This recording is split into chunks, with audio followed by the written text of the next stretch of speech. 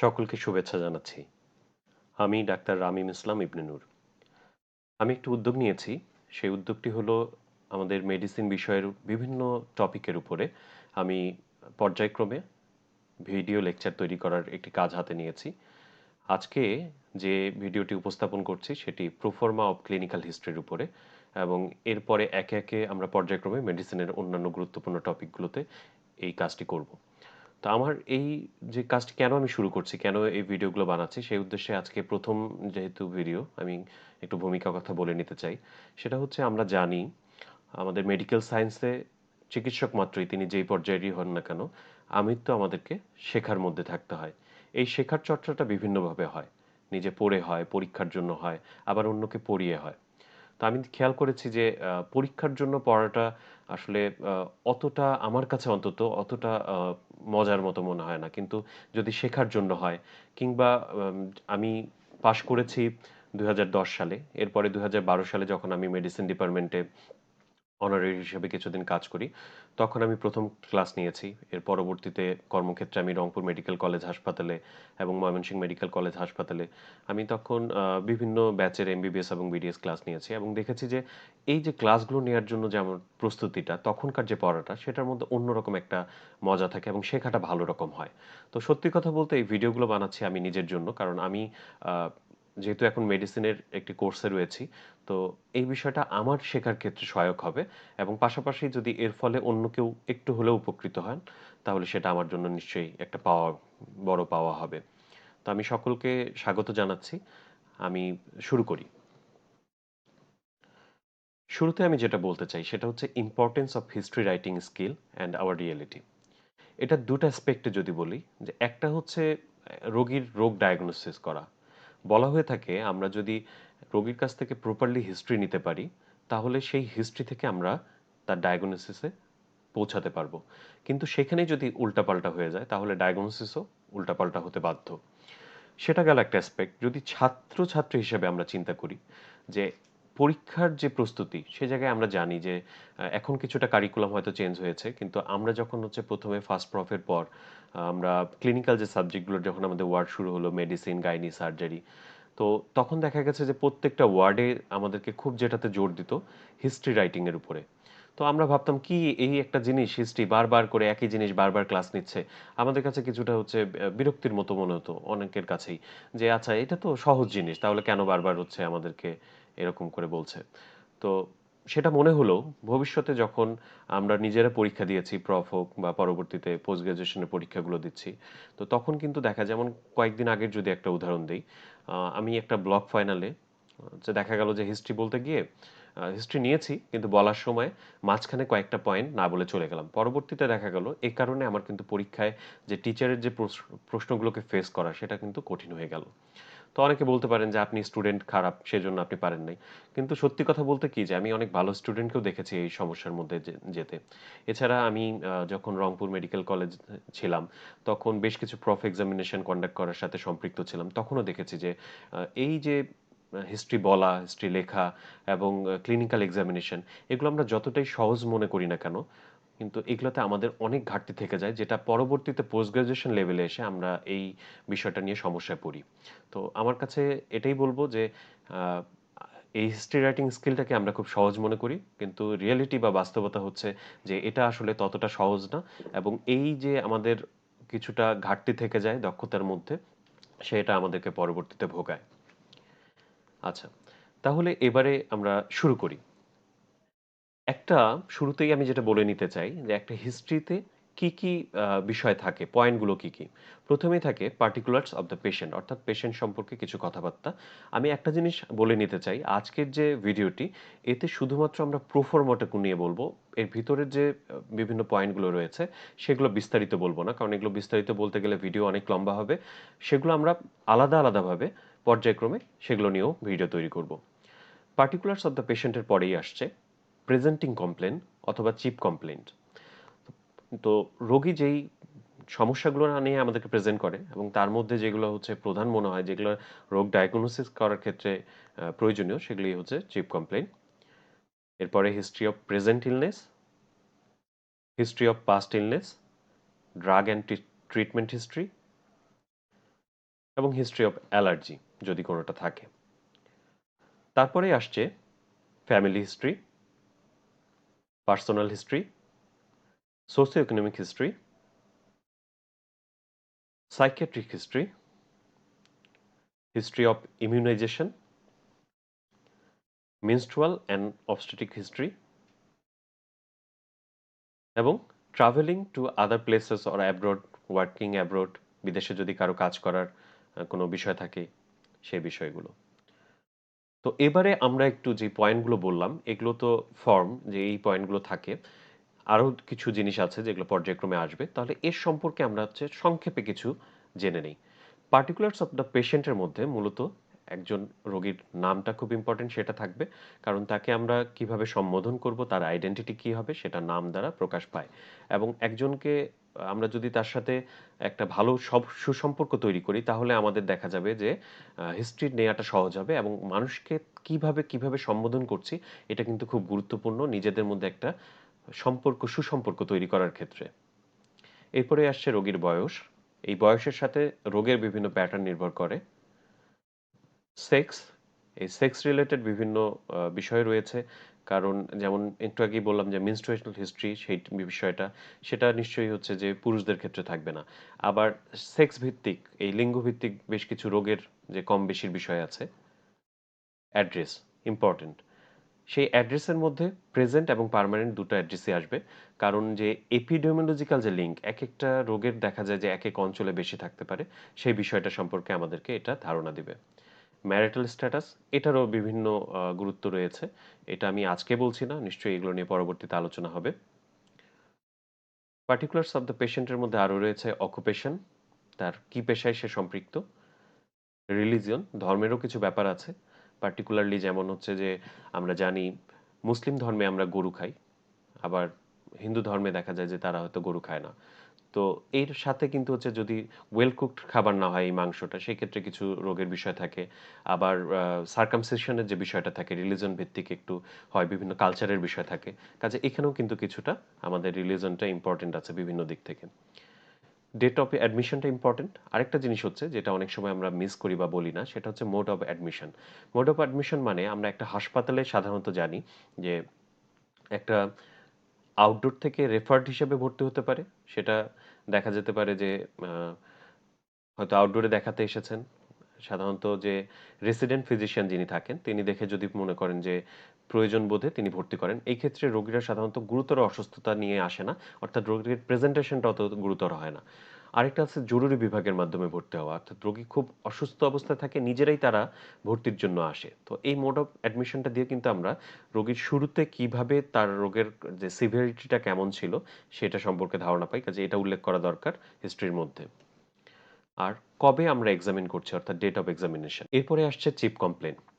তো চিফ কমপ্লেনের ক্ষেত্রে কিছু কথা যেগুলো বলতে চাই, যে চিফ কমপ্লেন দেখা যায় যে রোগী অনেক কথাই কিন্তু বলেন, সেই কথাগুলোর মধ্যে কিছু কথা থাকে গুরুত্বপূর্ণ, কিছু কথা অতটা গুরুত্বপূর্ণ থাকে না, এবং সেই কথাগুলোর মধ্যে আমরা প্রধান 2 থেকে 3টি তার কমপ্লেন বা সিমটমকে আমরা বেছে নিব যেগুলো তার ডিজিজটাকে এক্সপ্লেইন করে। আমরা যদি বাংলাদেশের কমন একটি ডিজিজ হচ্ছে টিউবারকুলোসিস বা যক্ষ্মা, সেটা যদি মনে করি তো হয়তো রোগী বলল যে তার 1 মাস থেকে তার হালকা জ্বর ছিল, হয়তো 3 সপ্তাহ থেকে তার একটু কাশি ছিল, এবং গত এক সপ্তাহ থেকে তার কাশির সাথে রক্ত যাচ্ছে। তাহলে এই জিনিসটাকে আমরা যখন বেছে নিলাম, তাহলে এই 3টা যদি আমাদের চিপ কমপ্লেন হয়, এই 3টা চিপ কমপ্লেনকে কিন্তু আমরা ইচ্ছামতো সাজাতে পারবো না। আমাদেরকে এটাকে যে সিরিয়াল অনুযায়ী, তার ধারাবাহিকতা অনুযায়ী সাজাতে হবে। যে আমাদের হয়তো আমরা ১ম এ লিখতে পারি যে ফিভার ফর 1 মান্থ, তারপরে আমরা লিখলাম যে কাফ ফর 3 উইকস, এবং তারপরে কাফিং out of blood for 7 days. তাহলে এই যে সিরিয়ালি যে লিখলাম তার ডিউরেশনে, সেই অনুযায়ী আমাদেরকে ক্রনোলজি মেনটেন করে আমাদেরকে চিফ কমপ্লেনটা লিখতে হবে। এবং যেটা বারবার করে বলা উদ্দেশ্য হচ্ছে যে আমাদের চিফ কমপ্লেন অনেক বেশি করা যাবে না, আরও তার কমপ্লেন থাকতে পারে, সেটা আমরা কোথায় লিখবো সেটা আমরা পরে আসছি, কিন্তু চিফ কমপ্লেনের মধ্যে 2টা বা 3টা পয়েন্টের বেশি আমরা যাব না। আরেকটা গুরুত্বপূর্ণ বিষয় হচ্ছে অনেক সময় আমরা যেটা করি যে একটা কমপ্লেনের মাঝে আমরা মাল্টিপল কমপ্লেন ঢুকিয়ে দিই। যেমন আমরা হয়তো বলছি যে নশিয়া, ভমিটিং এটসেট্রা ফর হচ্ছে 3 উইকস। এটা করা যাবে না। আমরা যদি বলি ভমিটিং, তাহলে ভমিটিং ফর 3 উইকস। আমাদের যদি ওয়েট লস বলতে হয়, সেটা আলাদা। মানে প্রত্যেকটা একটা চিপ কমপ্লেনের মধ্যে একাধিক সিম্পটম থাকবে না। এটাই হচ্ছে মূল কথা। তারপরে আসছে হিস্ট্রি অফ প্রেজেন্ট ইলনেস। এই হিস্ট্রি অফ প্রেজেন্ট ইলনেস আসলে আমরা যে ২ টি বা ৩ টি চিপ কমপ্লেনকে ঠিক করেছি, তার ইলাবোরেশন করা। এজন্যই বলছিলাম যে আপনার যদি চিপ কমপ্লেন অনেকগুলো হয়, তখন সেগুলাকে ইলাবোরেশন করতে গেলে অনেকটা হচ্ছে তালগোল পাকিয়ে যাবে। এবং এটা হচ্ছে আপনার হিস্ট্রিটাকে অনেক বড় করে ফেলবে। সেটা আপনার তৈরি করা যেমন একটা কষ্টসাধ্য বিষয় হবে, সেখানে ভুল হওয়ার সম্ভাবনা বাড়বে। আবার যে এক্সামিনার যখন আপনাকে শুনবে, তখন অনেক, অনেক তথ্য এভাবে তাকে ডাইভার্ট করবে। পাশাপাশি একটা ডিজিজকে তার ডিরেকশনে নিয়ে যাওয়ার জন্য অনেকগুলো আসলে কমপ্লেনের দরকার নেই। মূলত ২-৩ টি থাকলেই সেটা ওই ডিজিজের দিকে নিয়ে যাবে। তার পাশাপাশি যেটা আসছে সেটা হচ্ছে কিছু ইম্পর্টেন্ট পজিটিভ হিস্ট্রি। যেমন ধরেন যে আমরা টিউবারকুলোসিস নিয়ে যেহেতু বলছিলাম, তো এক্ষেত্রে একটা ইম্পর্টেন্ট পজিটিভ হিস্ট্রি কি? যে তার যে টেম্পারেচার বা ফিভারের যে কথাটা বলছিলাম, সেটা কি হচ্ছে যে আ ইভনিং রাইজটা আছে কিনা? কিংবা তার contact with non TB patient আছে কিনা? তো সেটা হচ্ছে ইম্পর্টেন্ট পজিটিভ হিস্ট্রি। এখন যেহেতু কাশি বা শ্বাসকষ্ট এগুলো নিয়ে আসছে, হেমোপ্টাইসিস হয়েছে, এটা কিন্তু আমাদের কার্ডিয়াক কিছু ডিজিজেও হতে পারে। তো সেই জায়গায় যদি আমরা এখন এক্সক্লুড করতে চাই যে এটা কার্ডিয়াক ডিজিজ না, তাহলে আমাদের কি জায়গায় কি আনা দরকার? যে তার হিস্ট্রি অফ হাইপারটেনশন আছে কিনা, চেস্ট পেইন আছে কিনা, তার সাথে তার যে রাত্রেবেলা এই শ্বাসকষ্টটা বাড়ে কিনা, অর্থাৎ প্যারক্সিসমাল নকটার্নাল ডিসনিয়া, কিংবা যেটা কার্ডিয়াক ডিজিজের ক্ষেত্রে দেখা যায় যে সেই ক্ষেত্রে শুলে পরে তার যেটা অর্থোপনিয়া, শ্বাসকষ্ট বাড়ে। তাহলে এই ধরনের পয়েন্টগুলো আছে কিনা, এগুলো ইম্পর্টেন্ট নেগেটিভ হিস্ট্রি। অর্থাৎ আমরা যে চিপ কমপ্লেনগুলো বলেছি সেগুলোকে প্রত্যেকটা সিমটম ওয়াইজ ডেসক্রাইব করা, এই সিমটমগুলো পরবর্তীতে আমরা অন্য ভিডিওতে আলাদা আলাদাভাবে ডেসক্রাইব করার সম্পর্কে জানবো।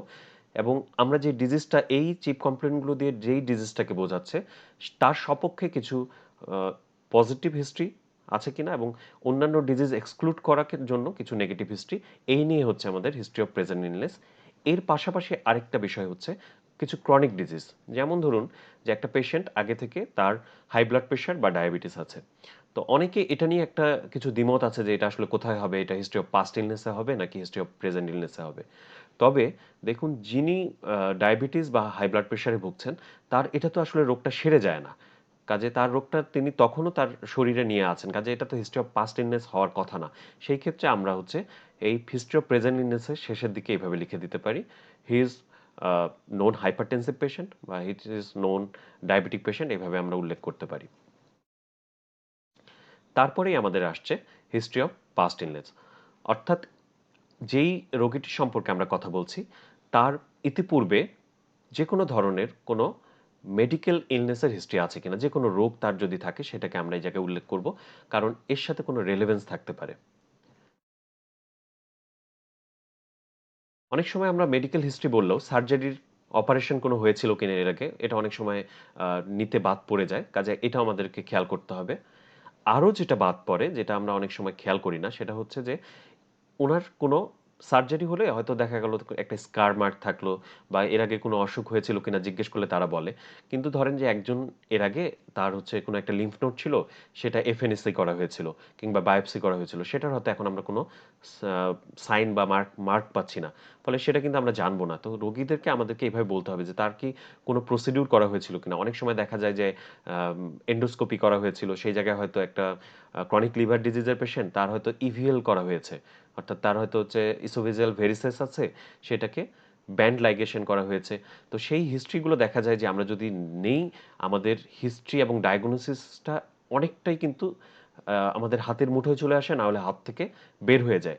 এটা আমাদের মিস হয়। যার কারণে এটা আবারও বলছি যে এই পেশেন্টের ইতিপূর্বে কোনো প্রসিডিউর করা হয়েছে কিনা, কোনো ইম্পর্টেন্ট ইনভেস্টিগেশন করা হয়েছে কিনা, সেই সম্পর্কে আমাদেরকে জেনে নিতে হবে, যেটা পাস্ট ইলনেসে আমরা উল্লেখ করতে পারি। ফার্স্ট ইলনেস যখন আসলো, তখন চলে আসছে যে সেই সব রোগের জন্য তার কোনো ওষুধ তিনি খেয়েছেন কিনা। সেই ওষুধটা আগের রোগের যেমন হতে পারে, তেমন আমরা একটু আগে বলেছি যে হাই ব্লাড প্রেশার, ডায়াবেটিস বা অ্যাজমা, যেই রোগগুলো হচ্ছে আমাদের ক্রনিক ডিজিজ, আমরা আমাদের জীবনের শেষ দিন পর্যন্ত থাকবে, তার জন্য তিনি কোনো ওষুধ খাচ্ছেন কিনা এটা জানাটা খুব জরুরি। পাশাপাশি ইতিপূর্বের যে তার কোনো যে অসুখগুলো ছিল তার জন্য কোনো চিকিৎসা নিয়েছেন কিনা, সেই ড্রাগে তার কোনো সমস্যা আছে কিনা, অর্থাৎ হিস্ট্রি অফ অ্যালার্জি। অনেক সময় দেখা যায় যে ড্রাগে হাইপার সেনসিটিভিটি থাকে। শুধু ওষুধের কথা বলছি কেন, অনেকের দেখা যায় যে কোনো একটা খাবারের প্রতি অ্যালার্জি আছে। তো এই হিস্ট্রিগুলো ইম্পর্টেন্ট এবং সেইগুলো কিভাবে প্রেজেন্ট করেছিল, সেটা স্কিন র্যাশ নাকি কিভাবে প্রেজেন্ট করেছিল, সেই অ্যালার্জিটা যখন হয়েছিল তখন চিকিৎসাটা কিভাবে নিয়েছিল, এই বিষয়গুলো কিন্তু গুরুত্বপূর্ণ। তাই এই হিস্ট্রিগুলো আমাদের এখানে থাকতে হবে। তারপরেই আসছে ফ্যামিলি হিস্ট্রি। এটা ইম্পর্টেন্ট এই কারণে, দেখা যায় যে অনেক হিস্ট্রি রয়েছে যেগুলো ফ্যামিলিতে রান করে। বিভিন্ন ইনহেরিটেন্স অর্থাৎ যেটা বংশগত যে বিভিন্ন রোগ রয়েছে, আবার কিছু রয়েছে যে ক্লোজ কন্ট্যাক্টে যারা থাকে তাদের কিন্তু হতে পারে। যেমন sexually contact disease husband wife এর মধ্যে হতে পারে। তো এই বিষয়গুলো বা পরিবারের যেটা আছে ইম্পর্টেন্ট। তো এই হিস্ট্রি নিতে গিয়ে আমরা কাদের হিস্ট্রি নিব, ফ্যামিলি মেম্বার্সের, সেই ফ্যামিলি মেম্বার্সের মধ্যে কারা ইম্পর্টেন্ট। যেমন যদিও ওয়াইফ ব্লাড রিলেটেড না, কিন্তু তারা তো একেবারে খুব হচ্ছে আত্মিক সম্পর্কের মধ্যে থাকেন, খুব ক্লোজলি বসবাস করেন। তো সেই ক্ষেত্রে তাদের মাঝে কিন্তু রোগ ছড়ানোর একটা সম্ভাবনা থাকে, সেটা যেমন থাকে। আর যেটা বংশগত রোগের ক্ষেত্রে বিশেষ করে ফার্স্ট ডিগ্রি রিলেটিভ, বিশেষ করে বাবা মা, তার সন্তান, ভাই বোন, এই যে রক্তের সম্পর্কে যারা আছে তাদের ক্ষেত্রে আমাদের হিস্ট্রি নিতে হবে যে বর্তমানে আমরা যেই রোগটি সম্পর্কে কথা বলছি এইরকম কোনো রোগ কি তাদের মধ্যে কখনো ছিল কি না, যদি থাকে সেটা কীরকম ছিল, তারা কি চিকিৎসায় আছে, এই ধরনের হিস্ট্রিগুলো আমাদের নিতে হবে। এবং সেই হিস্ট্রিটা তো রিলেভেন্ট ডিজিজ, পাশাপাশি যদি কেউ মারা গিয়ে থাকেন, যেমন হয়তো বাবা মা মারা গেছেন, তো তারা কিভাবে মারা গেছেন, তারা কি হার্টের অসুখে মারা গেছেন, স্ট্রোক করে মারা গেছেন, তো এই বিষয়গুলো সম্পর্কে আমাদের কিন্তু জেনে নিতে হবে। তারপরেই আসছে পার্সোনাল হিস্ট্রি।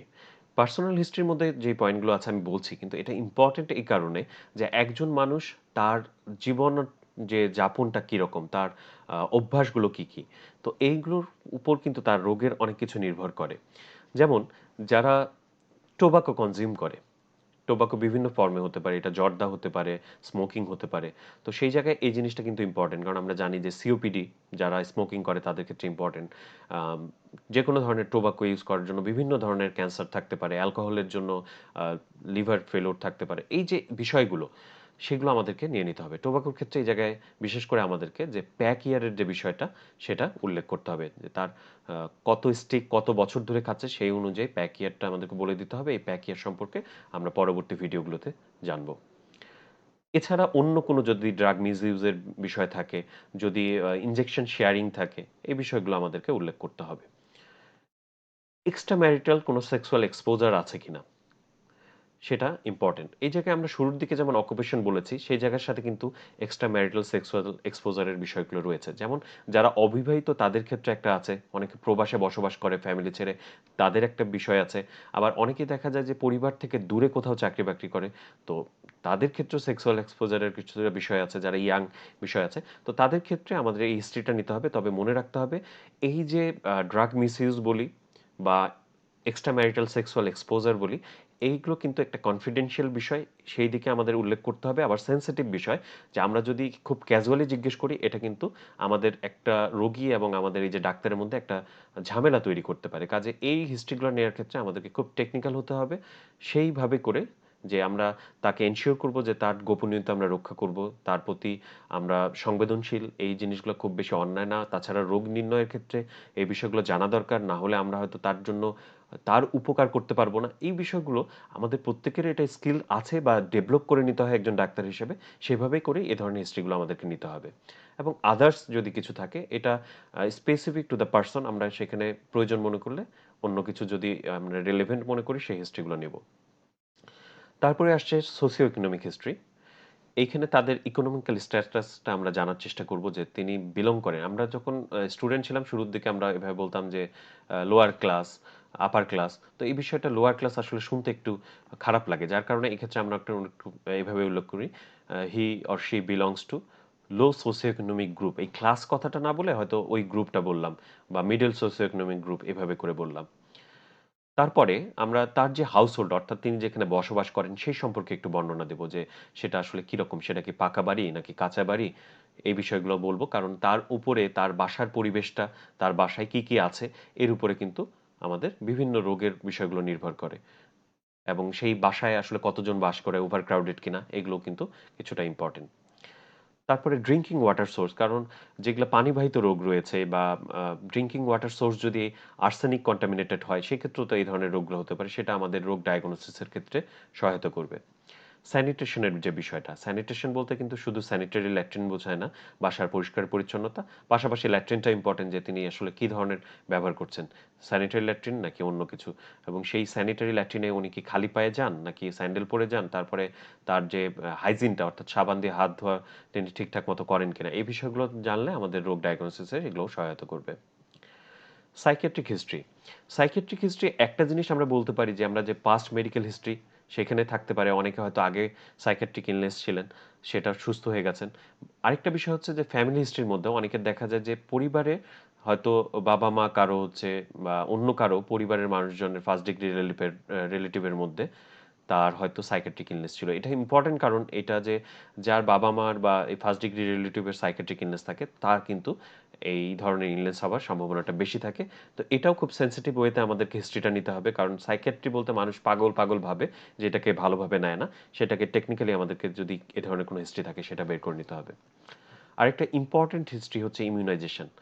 যদিও যেই সময় বসে আমি এই ভিডিওটা তৈরি করছি, আমাদের সারা বিশ্বে কোভিড-19 বা করোনা ভাইরাস আমাদেরকে পাগল করে তুলেছে। তো এই জায়গায় আমরা কিন্তু এ সময়ে আমরা ইমিউনাইজেশনের কারণে এই যে ছোঁয়াচে রোগগুলো বা কমিউনিকেবল ডিজিজগুলোকে অনেকটাই কন্ট্রোল করে এনেছিলাম। তো এই যে প্রোটেকশন দেওয়ার যে বিষয়টা, পেশেন্টটা ইমিউনাইজড কিনা, তাহলে ওই রোগটা হওয়ার হয়তো সম্ভাবনা কম। কাজে ইমিউনাইজেশন হিস্ট্রিটা আমাদের নিতে হবে। তো এই জায়গায় যদি ইমিউনাইজড হয়, অনেক সময় আমরা বলি যে ইমিউনাইজড অ্যাজ পার ইপিআই শিডিউল, আমরা ইপিআই প্রোগ্রামের কথা জানি। তো এটা আমরা যখন বলি, আমাদেরকে মাথায় রাখতে হবে যে ইপিআই শিডিউলটা শুরু হয়েছে ১৯৭৯ সালে। তাহলে যেই ব্যক্তির জন্ম ধরেন যে ১৯৬০ সালে, তিনি তো আর ইপিআই শিডিউল পায়নি, কারণ ইপিআই তো হচ্ছে জন্মের পর থেকে শুরু হচ্ছে। কাজে এটা আমাদের কিন্তু খেয়াল রাখতে হবে যে বলার সময়, যে যে ইপিআই শিডিউলে পেয়েছে তার ক্ষেত্রে হয়তো আমরা বলতে পারি immunized as per EPI schedule, but অন্যদের ক্ষেত্রে এটা আমাদেরকে বলতে হবে যে ইপিআইটা উল্লেখ করা যাবে না। এবং ইপিআই ছাড়াও অন্যান্য বিভিন্ন ভ্যাকসিন রয়েছে, যেমন আমাদের আহ, নিউমোনিয়ার নিউমোকক্কাল ভ্যাকসিন আছে, তারপরে ইনফ্লুয়েঞ্জা ভ্যাকসিন আছে, অন্যান্য আরও ভ্যাকসিন আছে, রোটা ভাইরাসের এগেনস্টে আছে। তো পার্টিকুলারলি সে চিলড্রেন হোক বা অ্যাডাল্ট হোক, তাদের অন্য কোনো এরকম ভ্যাকসিন নেওয়ার হিস্ট্রি আছে কিনা সেটাও থাকলে আমাদেরকে উল্লেখ করে দিতে হবে। মেনস্ট্রুয়াল অ্যান্ড অবস্টেট্রিক হিস্ট্রি, এটা অনেক সময় আমরা মিস করে যাই। পুরুষদের ক্ষেত্রে তো প্রয়োজন নেই, কিন্তু মহিলাদের ক্ষেত্রে অবশ্যই এটা আমাদেরকে নিতে হবে যে তার মেনস্ট্রুয়াল সাইকেলটা রেগুলার কিনা, রেগুলার হলে এই পিরিয়ডটা কতদিন পর পর, সেখানে মেনোরেজিয়া আছে কিনা, অথবা অলিগিউরিয়া আছে কিনা, অ্যামেনোরিয়া আছে কিনা, এই বিষয়গুলো উল্লেখ করতে হবে। অবস্টেটিক ক্ষেত্রে যে তার প্যারাগ্রাভিটা, এখানে হচ্ছে যে মিসক্যারেজের কোনো হিস্ট্রি আছে কিনা, এই জিনিসগুলো কিন্তু আমাদেরকে উল্লেখ করতে হবে। যদিও এটা গাইনি রিলেটেড কথাবার্তা হলেও আমাদের মেডিকেল অনেক কন্ডিশনে, অনেক রোগের ক্ষেত্রে দেখা যায় যে ওই রোগের কারণে বারবার করে অ্যাবর্শন বা মিসক্যারেজ হয়। তো সেটা কিন্তু আমাদেরকে রোগ ডায়াগনোসিসের ক্ষেত্রে হেল্প করবে। Travelling history or history of working abroad, যেমন এখন যেমন করোনার যে সময়টা হচ্ছে, যখন বাংলাদেশে কমিউনিটি লেভেলে করোনা ছড়িয়ে যায়নি, তখন কি হলো যে আমরা প্রথমে জানলাম যে চীন থেকে, চীনে শুরু হলো, এরপরে বিভিন্ন দেশে গেল, ইতালিতে অনেক হচ্ছিল। তো যখন ওই দেশ থেকে কেউ আমার এখানে আসবে, আমি যদি জানি যে উনি ইতালি থেকে এসেছেন বা চীন থেকে এসেছেন, এই যে তাদেরকে কোয়ারেন্টাইনে রাখা, অর্থাৎ তাদের সংস্পর্শে অন্যদেরকে আসতে না দেওয়া, বা সন্দেহ করা উনি ইতালি থেকে এসেছেন তাহলে ওনার হয়তো করোনা হতে পারে, কোভিড-19 হতে পারে। এই যে চিন্তার বিষয়টা, কিংবা যে একটা রেসিডেন্স বা দেশের মধ্যেও যদি আমরা চিন্তা করি যে আমাদের যে হিল ট্র্যাক্টস গুলো রয়েছে, সেখানে হচ্ছে ম্যালেরিয়ার প্রাদুর্ভাবটা বেশি। আবার পার্টিকুলার কোনো এলাকায় দেখা গেল যে আয়োডিন ডেফিসিয়েন্সি, কোনো এলাকায় দেখা যাচ্ছে যে ফাইলেরিয়ার হারটা আছে। তো আমাদের এই সম্পর্কে একটা ধারণা থাকতে হবে যে কোন এলাকায় কোন রোগটা এপিডেমিক, সরি এখানে হচ্ছে এন্ডেমিক বলাটা এখানে, যে অর্থাৎ কোন এলাকায় কোন রোগটা এন্ডেমিক, এটা যেমন জানতে হবে, এবং পাশাপাশি হিস্ট্রি নিতে হবে যে ওই জায়গায় তার ভ্রমণের বা উনি ওই জায়গাতেই বসবাস করেন কিনা। এটা আমাদের এই হিস্ট্রিগুলোর যখন শেষ হয়ে যাবে, তখন আমরা চলে যাব ফিজিক্যাল এক্সামিনেশনে। ফিজিক্যাল এক্সামিনেশন হচ্ছে জেনারেল ফিজিক্যাল এক্সামিনেশন এবং সিস্টেমিক এক্সামিনেশন। আমার কাছে মনে হয় জেনারেল ফিজিক্যাল এক্সামিনেশনটাও সিস্টেমিক এক্সামিনেশনের থেকেও গুরুত্বপূর্ণ। কারণ আমরা পরীক্ষার সময় আন্ডার গ্র্যাজুয়েট লেভেলে কিছুটা সময় পাওয়া গেল, পোস্ট গ্রাজুয়েট লেভেলে যেইভাবে হাতে সময় ধরে বেঁধে দেওয়া হয়, সেই জায়গায় কিন্তু সবগুলা সিস্টেম এক্সামিনেশন করার সুযোগই থাকে না। সেই ক্ষেত্রে আমাদের দেখা যায় যে জেনারেল ফিজিক্যাল এক্সামিনেশনটা দিয়ে ধারণা করে নিতে হয়। এর আগে আমরা তার হিস্ট্রি নিয়েছি, সেখানে চিপ কমপ্লেন ছিল, সেখান থেকে আমাদের একটা ধারণা হয়েছে যে এটা আসলে কী রোগ হতে পারে। তারপরে আমরা যখন জেনারেল ফিজিক্যাল এক্সামিনেশন করব, সেইটা দিয়েই আমরা কিন্তু যে তার কোন সিস্টেমের ডিজিজ সেটা আমরা একটা ধারণা করে নিতে পারবো। ফলে তখন ওই একটা বা দুইটা সিস্টেম আমরা থরো করলাম বা খুব ভালোভাবে করলাম, বাকি সিস্টেমগুলো ক্যাজুয়ালি করলাম। কারণ আমরা যদি সিস্টেমিক ওয়েতে সবগুলো সিস্টেম করতে চাই, দেখা যাবে যে আমাদের এক্সামিনার চলে আসছেন, আমাদের তখনও হিস্ট্রি নেয়াই শেষ হবে না বা এক্সামিনেশন করাই শেষ হবে না। কাজে জেনারেল ফিজিক্যাল এক্সামিনেশনটাতে আমাদেরকে খুব বেশি জোর দিতে হবে। এবং এই জেনারেল ফিজিক্যাল এক্সামিনেশনে আমাদের 23 থেকে 24টি পয়েন্ট রয়েছে, সেইগুলো আমাদেরকে মোটামুটি মুখস্থ রাখতে হবে, যেন এটা আমাদেরকে মনে করে করে নিয়ে আসতে না হয়। এটা আমাদেরকে রিফ্লেক্সলি যেন এই বিষয়গুলো চলে আসে। এর মধ্যে প্রথমেই আছে অ্যাপিয়ারেন্স। আমি এই পয়েন্টগুলো এখন ডিসক্রাইব করব না, কারণ একেকটা নিয়েই আসলে কিন্তু বেশ কিছুক্ষণ কথা বলা যায় এবং তার প্রয়োজন রয়েছে। এটা এখন করব না, আমি যে এই পয়েন্টগুলো নিয়ে আলাদাভাবে ভিডিও তৈরি করব। এরপরে রয়েছে বডি বিল্ড, নিউট্রিশনাল স্ট্যাটাস, ডেকোপিটাস অর্থাৎ রোগী কোন পজিশনে থাকতে স্বাচ্ছন্দ্য বোধ করেন অথবা তিনি যে কোনো পজিশনেই থাকতে পারেন, কোঅপারেশন, এটারও কিছু ইম্পর্টেন্স আছে, অ্যানিমিয়া। এটা কিন্তু এর পরের পয়েন্টগুলো বলছি না, কেমন জানি একটা সিরিয়ালি আমাদের কাছে মুখস্থ থাকে কিন্তু এরকম। Anaemia, jaundice, cyanosis, clubbing, koilonychia, leukonychia, oedema এবং ডিহাইড্রেশন, এগুলো পরপর যেন আমাদের কাছে চলে আসে। কাজে বলার সময় আবার মনে রাখতে হবে যে আমরা অনেক সময় কিন্তু এভাবে বলি যে anaemia, jaundice, cyanosis, clubbing, koilonychia, leukonychia all are absent. কিন্তু এর মধ্যে যদি কোনোটা আমাদের প্রেজেন্ট থাকে, সেটা কিন্তু আমাদেরকে আলাদাভাবে মনে রাখতে হবে। অর্থাৎ তখন আমরা বলতে পারি patient is anaemic, mildly icteric, but আমরা কি বলবো যে cyanosis, oedema, dehydration, clubbing, koilonychia, leukonychia these are absent. আমাদেরকে বনি টেন্ডারনেস দেখতে হবে এই জায়গায় জেনারেল ফিজিক্যাল এক্সামিনেশনে, পিগমেন্টেশন, কোনো লিম্ফ নোড এনলার্জ আছে কিনা সেটাকে, আমরা কিন্তু শরীরের বিভিন্ন জায়গায় লিম্ফ নোড থাকে, সব লিম্ফ নোডগুলোকে এক্সামিন করতে পারি না। কাজে আমাদের এখানে বলে নিতে হবে যদি পালপেবল থাকে কোথায় পালপেবল, আর অন্যান্য যে ডেসক্রিপশন আরও বর্ণনা সেটা আমরা আলাদাভাবে শিখব। আর যদি আমরা হচ্ছে কোথাও না পাই, তখন আমাদের বলে দিতে হবে lymph nodes are not palpable in all accessible areas, অর্থাৎ যেই যেই জায়গাতে আমরা এক্সেস পাচ্ছি, এক্সামিন করতে পারছি, সেই জায়গাতে তার লিম্ফ নোডটা এনলার্জ না, অন্য কোথাও থাকলেও থাকতে পারে। যেমন আমাদের অ্যাবডোমেনের ভিতরে যদি থাকে, সেটা অনেক সময় কিন্তু আমরা নাও পেতে পারি। থাইরয়েড গ্ল্যান্ডটা কেমন আছে, ব্রেস্টটা কন্ডিশন কীরকম, গাইনোকোমেশিয়া আছে কিনা, বডি হেয়ার ডিস্ট্রিবিউশন ঠিকঠাক আছে কিনা, পালস। এখানে পালস বলার ক্ষেত্রে আমাদেরকে রেটটা বলতে হবে, তার সাথে এটা রেগুলার অর ইরেগুলার এই জিনিসটা আমাদেরকে উল্লেখ করে নিতে হবে। পালসের আরও যে ক্যারেক্টারিস্টিক্সগুলো আছে সেগুলো এখানে না বললেও চলবে। ব্লাড প্রেশারটা বলতে হবে। টেম্পারেচারটা কেমন আছে, এটা হচ্ছে টেম্পারেচার অনেক সময় দেখা যায় যে আমরা বলে থাকি রেইজড, নর্মাল, এইভাবে না বলে আমাদেরকে থার্মোমিটারে মেপে সেই এক্স্যাক্ট যে রিডিংটা পেয়েছি সেটাই বলতে হবে। হয়তো আমরা যখন পেলাম 98 ডিগ্রি ফারেনহাইট, সেটাই আমাদেরকে বলতে হবে। রেসপিরেশন অর্থাৎ পার মিনিটে রেসপিরেটরি রেটটা কত সেটা বলতে হবে। জেনারেল ফিজিক্যাল এক্সামিনেশনে আদার্স কিছু বিষয় এটা কিছুটা আলাপ হয়েছে, যেমন পার্টিকুলারলি কারো যদি অ্যালোপেশিয়া থাকে, কারণ অ্যালোপেশিয়া কিছু স্পেসিফিক ডিজিজে হচ্ছে, আবার সেটা নেক, এক্সিলা এই জায়গাগুলোতেও কিন্তু যে হেয়ার, সেখানকার হেয়ারটা কীরকম, এটা হেয়ার ডিস্ট্রিবিউশন বডি হেয়ারের ক্ষেত্রেও ডিসক্রাইব করা যায়। আরেকটা পার্টিকুলার যদি কোনো স্কিন র্যাশ থাকে, যেমন বাটারফ্লাই র্যাশ যেটা আমাদের হচ্ছে মুখমণ্ডলে থাকে, সেইটা কিন্তু যেমন এসএলির ক্ষেত্রে পাওয়া যায়। তো এটা তখন আমাদেরকে কিন্তু ওই রোগ ডায়াগনোসিস বা ওইদিকে নিয়ে যেতে সহযোগিতা করবে।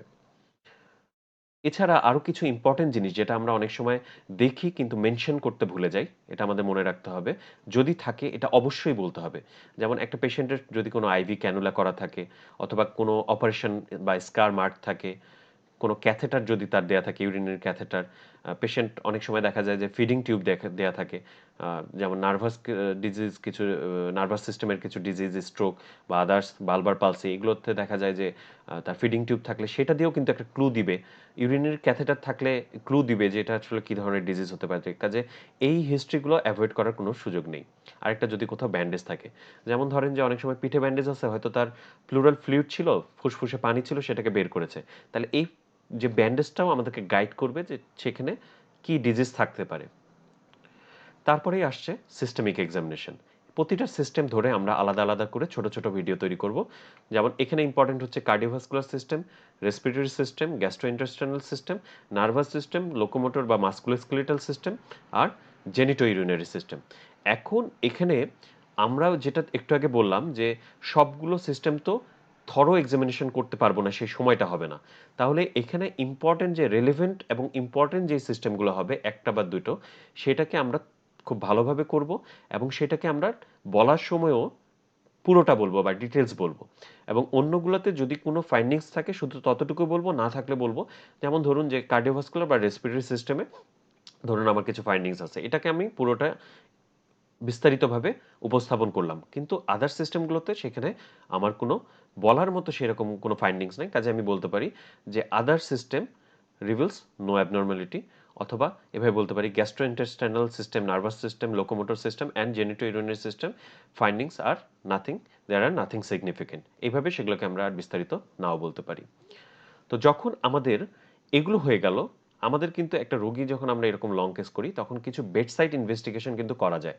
তো সেইখানে যেমন স্পেশালি সুগারটা, অ্যালবুমিন, আমরা যখন এমবিবিএস এর ছাত্র ছিলাম তখন আমাদেরকে এটাকে ইউরিন হিট করে করতে হতো, কিন্তু এখন ডিপ স্টিক পাওয়া যায়, সেটা হচ্ছে টেস্ট টিউবের মধ্যে সেই স্টিকটা ডুবিয়ে তুলে সেটা রেজাল্ট পাওয়া যায়। তো এই জিনিসটা নিয়ে কথা আছে যে এটা আমরা কোথায় বলবো। এটা আমরা এই জেনারেল ফিজিক্যাল এক্সামিনেশন, সিস্টেমিক এক্সামিনেশনের পরেও বলতে পারি, অথবা এটা আমরা যখন হচ্ছে বলছি যে হিস্ট্রি বলছি, হিস্ট্রি অফ প্রেজেন্ট ইনলেস, সে জায়গাতেও আমরা হচ্ছে বলে নিতে পারি। তবে আমার কাছে মনে হয় বেটার আলাদাভাবে বলাটাই। এরপরে যখন আমাদের কাছে চিপ কমপ্লেন গেল, প্রথমে পার্টিকুলার্স, তারপরে chief complaint, history of present ইনলেস, হিস্ট্রি অফ পাস্ট ইনলেস, drug history, family history, immunisation history, personal history, তারপরে ফিজিক্যাল এক্সামিনেশন, এগুলোর পরে সবগুলোকে মিলে আমাদেরকে অনেক সময় টিচাররা বলেন যে সেলেন ফিচার বলা, অর্থাৎ যে সেইখানকার খুব সংক্ষেপে অল্প কথায় সেই জিনিসটা বলা। এই সেলেন ফিচার বলাটা কিন্তু একটা আর্ট, যেটা অনেকেই আমরা পারি না। আমি নিজের কথা বলে আমি খুব ভালো পারি না। এই জায়গায় যেটা হচ্ছে যত সংক্ষেপে আমরা বলতে পারি, কিন্তু এই জায়গায় অবশ্যই ইম্পর্টেন্ট ফাইন্ডিংসগুলো যেমন আমাদেরকে বলতে হবে, আবার কিছু নেগেটিভ পয়েন্টও বলতে হবে। সেটা নিয়ে পরবর্তীতে আমরা বলবো। সেলেন্ট ফিচার বলার পরে সবকিছু মিলে আমার প্রভিশনাল ডায়াগনোসিসটা কি, অর্থাৎ এর সাথে কোন ডায়াগনোসিসটা সব থেকে বেশি ফিট করছে সেটাকে আমরা বলবো। এবং তারপরে থাকবে কিছু ডিফারেনশিয়াল ডায়াগনোসিস, যে যাদের পক্ষে যুক্তি কম কিন্তু কিছু কিছু যুক্তি আছে, তাদেরকে এরকম দুটি বা তিনটাকে আমরা ডিফারেনশিয়াল ডায়াগনোসিস হিসেবে রাখলাম। খুব বেশি ডিফারেনশিয়াল ডায়াগনোসিসের আসলে দরকার নেই। এরপরে আমাদের কিছু ইনভেস্টিগেশন লিখতে হবে যে আমরা প্রভিশনাল এবং ডিফারেনশিয়াল ডায়াগনোসিসের মধ্যে কি কি পরীক্ষা করে ফাইনাল ডায়াগনোসিসে যেতে চাই, সেই আমাদেরকে এটা লিখতে হয়। এবং স্যাররা জিজ্ঞেস করলে যে কি কি ইনভেস্টিগেশন আপনি বা তুমি করতে চাও সেটা আমাদেরকে এখানে বলতে হয়। তারপরে যখন ইনভেস্টিগেশনের রেজাল্টে আমরা কি পেলাম, তারপরে আমরা চলে আসছি ফাইনাল বা আমাদের যে কনফার্ম ডায়াগনোসিস সেটাতে। তো আমাদের এই ছিল মোটামুটি যে একটা হিস্ট্রিতে কোন কোন পয়েন্টগুলো আমাদেরকে টাচ করতে হয় সেই জিনিসগুলো আমি এটা বলার চেষ্টা করলাম। আপনাদের এই লেকচারটি কেমন লাগলো? আসলে এটা একটা ইন্ট্রোডাক্টরি লেকচার বলা যায়, কিন্তু ইম্পর্টেন্ট। এটা আমাদেরকে একটা কি বলবো যে ঠোঁটের আগায় থাকার একটা কথা আছে, সেই রকমভাবে আমাদের থাকতে হবে। অর্থাৎ আমার কাছে মনে হয় যে মনের মধ্যে এমন থাকতে হবে যেমন রিফ্লেক্সলি আসে। এই লেকচারটি সম্পর্কে আপনাদের কেমন লাগলো সেটা আপনি জানাবেন। এবং আমি আমার ইউটিউব চ্যানেলের মাধ্যমে পরবর্তীতে ভিডিওগুলো দিব। কাজে আপনাদেরকে আমার ইউটিউব চ্যানেলটি, যেটা ডাক্তার রামিম ইসলাম নূর, সেটিতে সাবস্ক্রাইব করার অনুরোধ করছি। এবং যদি ভিডিওটি ভালো মনে হয়, অন্যের উপকারে আসতে পারে, তাহলে এই ভিডিওটি শেয়ার করার জন্য অনুরোধ রাখলাম। সকলে ভালো থাকুন। ইনশাল্লাহ পরবর্তীতে আবার এইরকম আমাদের মেডিসিনের অন্য কোনো বিষয় নিয়ে আবারও উপস্থাপন করব। আমার জন্য দোয়া করবেন। সকলে ভালো থাকবেন, সুস্থ থাকেন। আল্লাহ হাফেজ।